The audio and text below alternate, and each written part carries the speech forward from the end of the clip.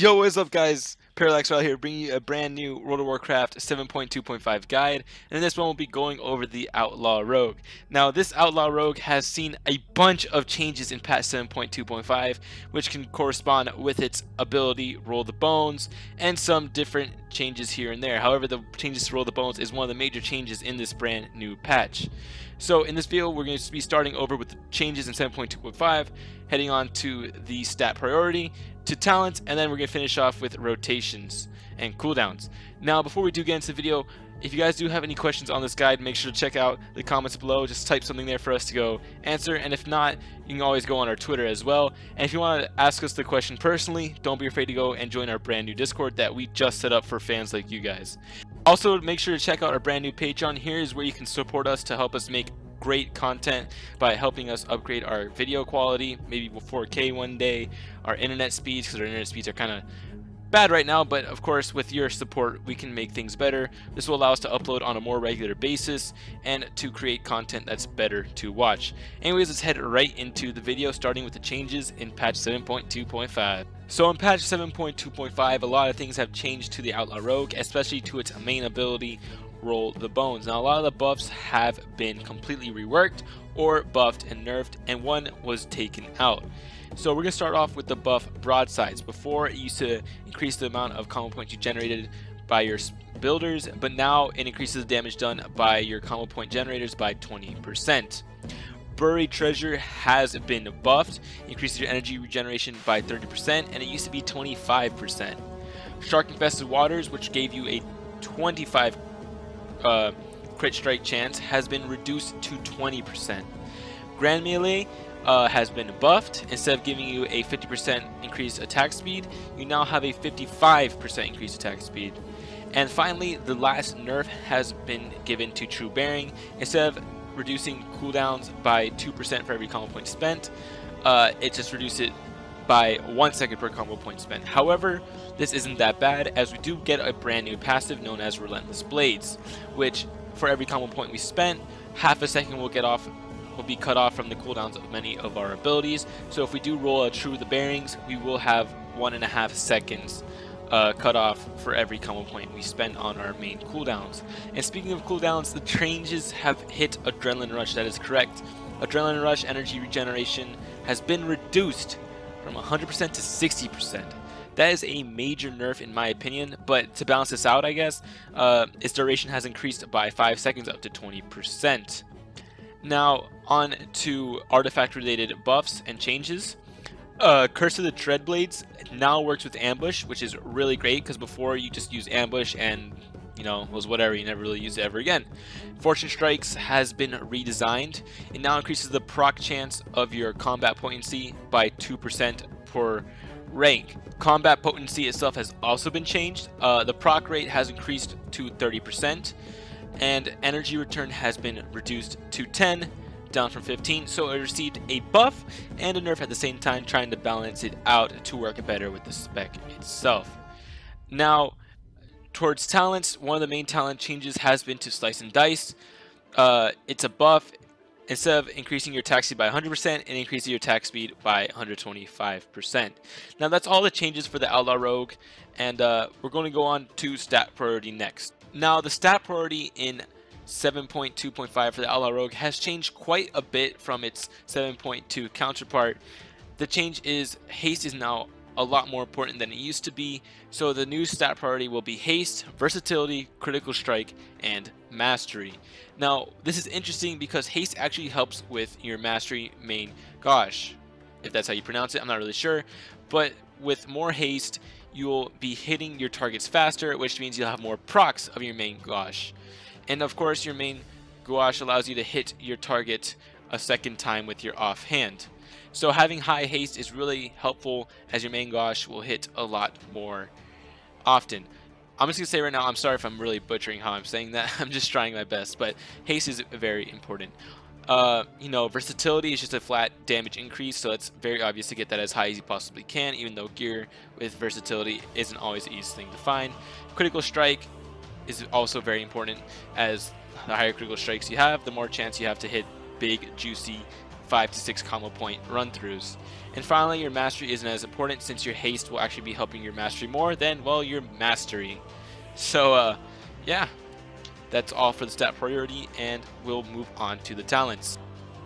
So when it comes to talent choice in patch 7.2.5, the Outlaw Rogue really doesn't have that much. The talent build you're seeing on the screen now is what I recommend for AoE single targets or Mythic Pluses.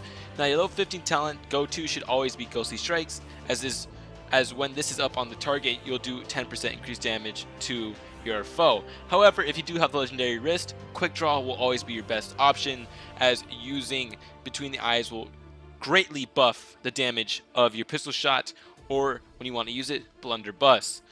Now your level 30 talent is always a choice between Acrobatic Strike or Grappling Hook. However, if you have the legendary Boots, Hit and Run is always great, as the Boots increases the damage done by your finishing moves based on your movement speed, and you'll have a 15% buff to your finishing moves with those legendaries and with Hit and Run. So if you do not have the legendary Boots, do not use Hit and Run, use either Acrobatic Strikes or Grappling Hook. Level 45 talent, you're going to want to use Deeper Stratagem, as you'll have 6 combo points to use with your Curse of the Dreadblades. Now in normal combat, you'll sometimes have trouble reaching those 6 combo points, and just keep spamming your Saber Slash trying to get to the 6, and it's just not worth it. So what you're going to end up doing is actually spending your combo points at 5, or spending your combo points at 5 with your finishers, and save those 6 combo points either for main gouache triggers or Curse of the Dreadblade runs.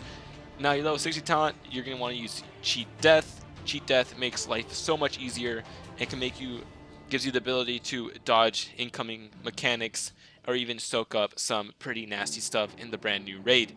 Level 75 talent is really a personal choice. However, I like to use Prey on the Weak, as doing trash will increase damage to that piece of trash with by 10% from everyone that hits him. So maybe there's a mob that is really important to kill in the brand new raid. Using Prey on the Weak can help the rest of your raid kill it as fast as it can. Level 9 talent, your best choice is Alacrity. Having this haste buff is very important, like I said, with the stat priority, so Alacrity will always be your best choice in this upcoming patch, or this patch now. This just increases your haste by 2%, stacking up to 10 times, which means you can have 20% increased haste, which means more main gouache triggers, which means more 6 combo point finishers. Now, your level 100 talent can actually now be changed between Marked for Death and Slice and Dice. Now, Slice and Dice increases the attack speed by 125% with the new changes, up from 100%. So if those who are having trouble using Roll the Bones, no need to worry no more. Slice and Dice has now been considered viable. Anyways, that's it for talent. On to rotation. Now the rotation for the Outlaw Rogue is very simple. It's just a spec where you build up your combo points and spend them. Now, the way you do this is by using your builders, which are Saber Slash and Pistol Shot, and spending it on abilities such as Run Through and Roll the Bones. Now, you also have the ability Ghostly Strike, which is one of your talents that increases the physical damage dealt to the target by 10%. And this is another thing to the spec where you're going to want to keep this up as much as possible. The same thing with keeping up your roll. Now, our opener is very simple. We're going to start in Stealth, and we're going to use Marked for Death. This gives us free 6 combo points, which we can use on our roll for our opener. So what we're going to do is we're going to go ahead and roll, and we'll pop Curse of the Dreadblades into an ambush, into a Run Through with 6 combo points, into Adrenaline Rush, into Ghostly Strike. So this is what that would look like. So now that we opened up, we already have our Ghostly Strikes up, we got our roll, and we've got our Curse of the Dreadblades playing. So now we're going to try and get to 6 combo points as much as we can, but we can still dump our combo points at 5 if we need to. Use our Pistol Shot when it procs only, unless you do have Legendary Wrist. So I've procced, so I'm going to use it. My Ghostly Strikes fell off, so we're going to put it back up. My roll is about to fall off, so we're going to roll again. And we have Marked for Death back up, so we can use that. So now it just becomes a spec of building up to 5 or 6 combo points and spending it on your roll, or spending it on your big Run Through ability. So let's see, that's I only got to 5, it's okay, we'll spend anyways. The only reason why you don't want to always go for 6 is that you'll just waste time trying to get to that 6 combo point, and you'll end up actually losing DPS trying to do that.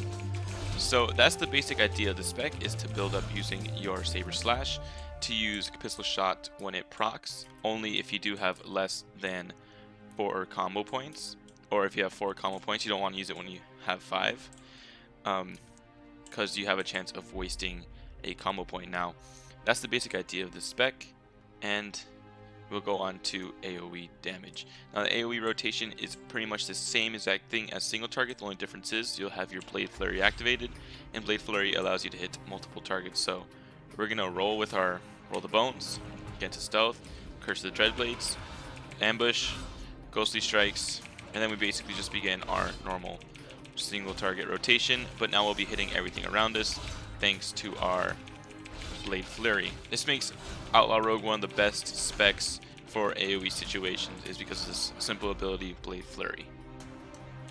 And that brings us to the end of our video. The Outlaw Rogue is a fairly easy spec to play, but it is one that is very fun and fast-paced once you get the hang of it.